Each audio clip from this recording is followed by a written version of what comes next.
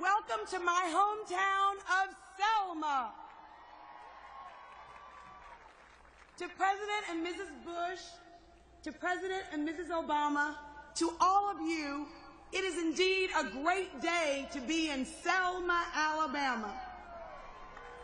As a daughter of Selma, I have crossed this bridge many times. Many times I have felt the weight carried by the brave foot soldiers of the voting rights movement, and many times I have thanked them for their courage that they displayed in the face of extreme hatred. I first began to understand the history of the Edmund Pettus Bridge when I was 5 years old. My mom started to explain to me the events that took place on that bridge. It was hard for me to understand what it was like to drink from a separate water fountain, because that was not the Selma I knew. My Selma was fully integrated. My Selma nurtured me.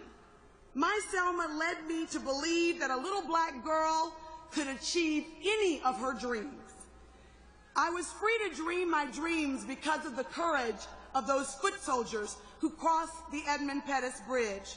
They dared to conflict and to confront a wall of Alabama state troopers, unarmed, undaunted, and unafraid. We cannot celebrate how far we have come without acknowledging how far we need to still go. There is unfinished business of the voting rights movement. It is important for all of us to know that the story of Selma is the story of America. It's America's struggle. It tells us that ordinary Americans can collectively work to achieve extraordinary social change.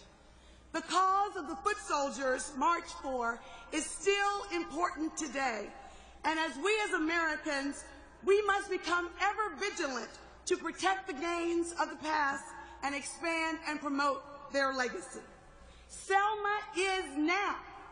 Every generation faces its own social and political struggles.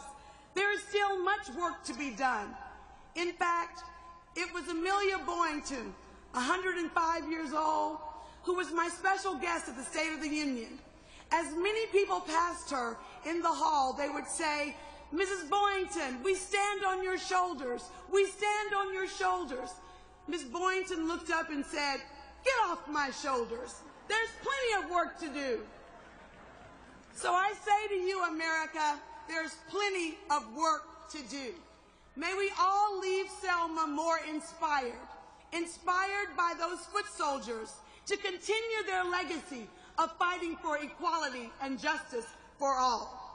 Now, I have the great honor of introducing someone that I did not know how to address when I first came to Congress. Do I call him colleague? Do I call him Congressman Lewis? Do I dare call him John? He is a civil rights icon, and a little black girl from Selma stands in his shadow. It is because of you, John, that so many of us get to walk the halls of Congress, get to sit in the Oval Office. It is because of you, John, and your bravery and the bravery of those foot soldiers. It is because of your bravery and the bravery of those foot soldiers that I get to be Alabama's first African-American Congresswoman. To say thank you is not enough. Let me just say, we know that we have unfinished business to do, John, and I promise we know there's much work to do. I present to you the civil rights icon, John Lewis.